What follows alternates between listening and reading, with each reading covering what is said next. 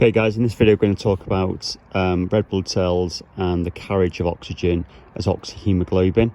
So we're going to talk about the BOHR effect and why that results in more oxygen being dissociated to the respiring tissues. So we're going to start with the red blood cell. So I'll just put here red blood cell. Now we know red blood cells have a biconcave shape, and that gives them a big surface area to maximise the rate of diffusion of oxygen across the cell membrane into the cytoplasm of the red blood cell. So anytime we talk about the reactions inside the red blood cell, we need to refer to the cytoplasm of that red blood cell, and this is the phospholipid bilayer, the cell membrane of the red blood cell. Now, at respiring tissues, we know aerobic respiration makes carbon dioxide as a waste gas. That comes from the link reaction and it comes from the Krebs cycle. And those reactions both happen in the matrix, the mitochondrion of the respiring cell. So CO2, as we know, is lipid soluble. It's small, so it can simply diffuse across cell membranes, phospholipid bilayers. So the CO2 is going to end up in the blood plasma. And what happens is that then diffuses into the cytoplasm of the red blood cell across the cell membrane of the red blood cell.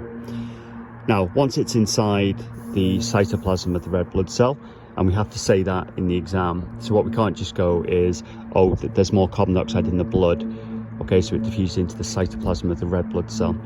So I'm going to put the CO2 up here, and CO2 reacts with water and it forms H2CO3. So this molecule is carbonic acid. So water reacts with the CO2 to form H2CO3, which is carbonic acid. Now we do need to know the name of this enzyme, and it's called carbonic anhydrase.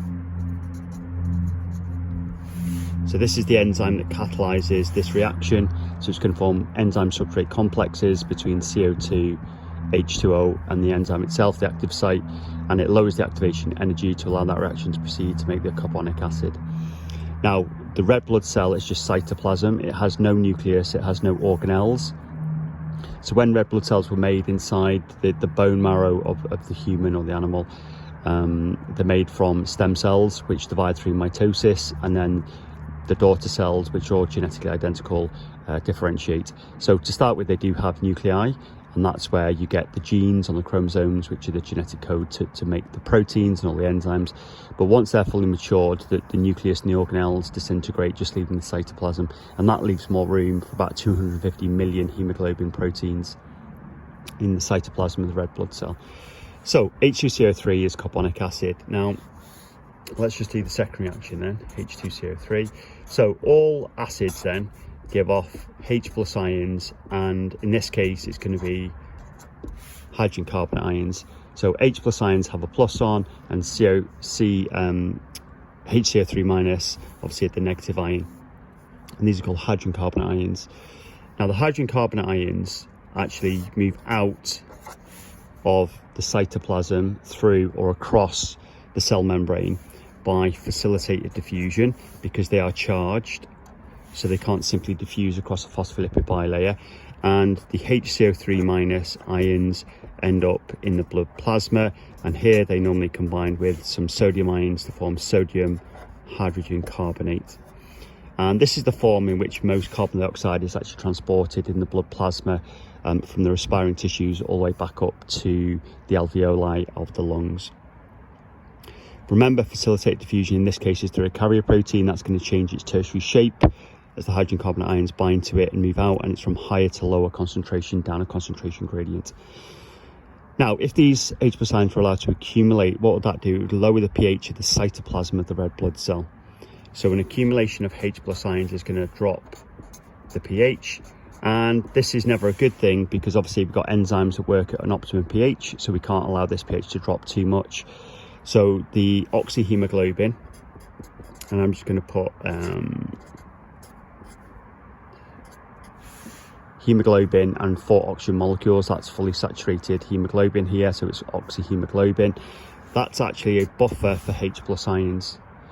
So the H+ ions bind to hemoglobin or associate with hemoglobin, and that reduces the affinity of hemoglobin for its oxygen, so it dissociates the oxygen, and this is then going to form hemoglobinic acid, which is the hemoglobin with the hydrogen ions. Remember, hemoglobin is a buffer for hydrogen ions, so we could actually write that here, couldn't we? A buffer for H+ ions. It lowers the affinity of oxyhemoglobin for its oxygen, so it's going to release the oxygen here, and the oxygen is simply going to diffuse out of the cytoplasm of the red blood cell across the cell membrane. And remember, this oxygen is really, really important, because this can then simply diffuse, so simple diffusion down a concentration gradient into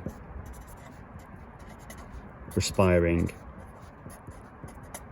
cells. And remember, oxygen is needed in aerobic respiration, and its function is the final electron acceptor in aerobic respiration. So oxygen, once it's inside the respiring cell, it's going to actually pull electrons through the electron transport chain. This is obviously inside the mitochondrion, on the inner membrane of the mitochondrion, and it's actually going to form water. So oxygen acts as the final electron acceptor. We can actually put the equation down here. Once it's inside the respiring cell, inside its mitochondrion, so oxygen plus H+ ions plus electrons, and let's just put 4 plus H+ ions and 4 electrons is going to make H2O twice. So we know oxygen is needed in aerobic respiration. Sorry, just have a look at that equation down at the bottom. There you go. So the more carbon dioxide there is from respiring tissues, the more carbonic acid we're going to get inside the cytoplasm of the red blood cell. And it's important to stress it's inside the red blood cell in its cytoplasm. That means there's going to be more H+ ions, and therefore they need to be buffered by hemoglobin. So it's going to lower the affinity of oxyhemoglobin for its oxygen. Therefore, it's going to dissociate more oxygen. That means it's more oxygen is being unloaded, and we get more oxygen available to the respiring cell for aerobic respiration. And we're going to get more hemoglobinic acid, because that's obviously the hemoglobin with the hydrogen ions bound to it.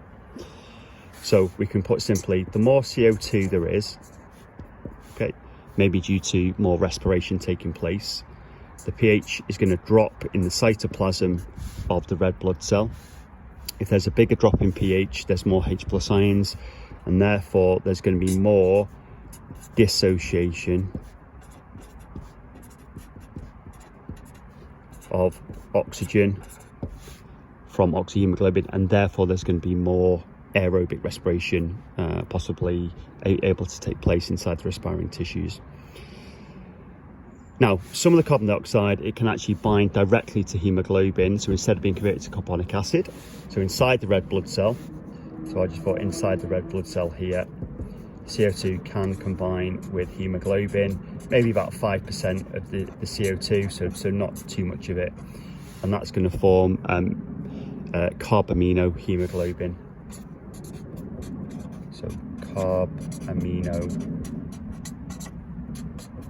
hemoglobin. Okay. Now, one other thing we should mention is, because the red blood cell, the cytoplasm, is losing a negative ion, the hydrogen carbonate ions, which move out by facilitated diffusion into the blood plasma, we need to maintain the electrochemical neutrality of the red blood cell. So we're going to get chloride ions, which are obviously negatively charged as well. They're going to move in by facilitated diffusion to replace the negative hydrogen carbonate ions that diffuse out. So this is called the chloride shift here, and this helps to maintain electrochemical neutrality of the red blood cell. So I'll just put electrochemical neutrality of the red blood cell. Now, if we actually look at this in terms of the oxygen dissociation curve, so I've got here, this is the y-axis and this is the x-axis across the bottom. So I'm going to put P PO2, that just means partial pressure of oxygen from low to high. And here we're going to have the percent saturation of hemoglobin with, don't forget, oxygen. So the normal scenario would be, this is without any carbon dioxide present here on the right. This is going to be different levels of oxygen. Partial pressure of oxygen just means the concentration or the pressure of oxygen in a mixture of different gases. So when there's higher PPO2, it means there's a higher concentration of oxygen within that mixture of different gases. So normally what we see is that obviously there's going to be zero saturation of hemoglobin if there's no oxygen, which is going to be this point down here. This is the origin, so we'll put 0 there, and obviously 0 on the x-axis, which is the concentration of oxygen. And we get a sigmoidal shaped curve, so it's going to look something like this. So this is sigmoidal. Now, at the lungs, we get a high PPO2 as oxygen's breathed in through the ventilation. So that's all about the rib cage moving up and out and the diaphragm moving down as it contracts and flattens. So you get air moving in down a pressure gradient to fill up the alveoli of the lungs. There's going to be a high PPO2 here. So if you have a look at this, there's going to be about 98% saturation of the hemoglobin, okay, with oxygen. Now, it doesn't quite get to 100%. And that's because as oxygen binds to the majority of the binding sites, the Fe2+, so Fe2+ is part of the prosthetic group called heme. That's actually the ion that binds the oxygen. There's less available Fe2+ groups for the oxygen to bind to, so it's less likely that the oxygen can actually bind to all of the hemoglobin binding sites. Now, the benefit of having a sigmoidal shape then is that at high PPO2 in the lungs, there's a high percent saturation because hemoglobin has a high affinity for oxygen. But as the PPO2 decreases, okay, as we get towards the respiring tissues, so I'll put respiring tissue here on the left, there's actually a big drop off in percent saturation of hemoglobin with oxygen. That means there's lots of oxygen being dissociated for quite a small drop in PPO2. So imagine we had this value here. So imagine that would say 80% saturated. And then for quite a small decrease going to the left in PPO2, there's actually quite a big drop. So I'll put here maybe like 10%. So actually all this oxygen here, so about 70% of the oxygen has actually been unloaded. And that's at the respiring tissues. Now, if we have a look at the effect of carbon dioxide then on this sigmoidal shaped curve, what we're going to see, let's do this carefully, is that I'll just draw a regular shaped curve like that. Okay, so this is without the effect of carbon dioxide. If we now add in carbon dioxide, we know from what we said in the red blood cell, the affinity of the hemoglobin is going to be reduced for its oxygen. So anytime there's more carbon dioxide present, the sigmoidal shaped curve is actually going to shift further to the right.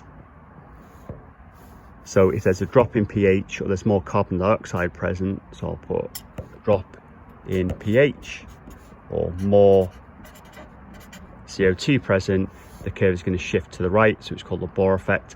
And if you get a bigger drop in pH or more carbon dioxide present, which are both linked together, the curve is going to shift even further to the right. So this reduction in the affinity of hemoglobin for oxygen is going to result in more oxygen being dissociated or unloaded, and therefore there's going to be a lower percent saturation of hemoglobin for its oxygen. And so at any point, so we could say here, this particular PPO2, look, this one here, if we look, there's a very low percent saturation of hemoglobin with its oxygen in the presence of more carbon dioxide versus maybe up here, this would be without the effect of carbon dioxide, which would have a much higher percent saturation. So we're going to say the BOHR effect, curve shifts to the right, the affinity of hemoglobin for its oxygen is reduced, there's more oxygen being unloaded and dissociated, and therefore we're going to get lower percent saturation, for example at this given PPO2 value. So anytime you're going to make a comparison of percent saturation values, you should pick one PPO2 value off the x-axis, and then you can compare the point on both curves directly.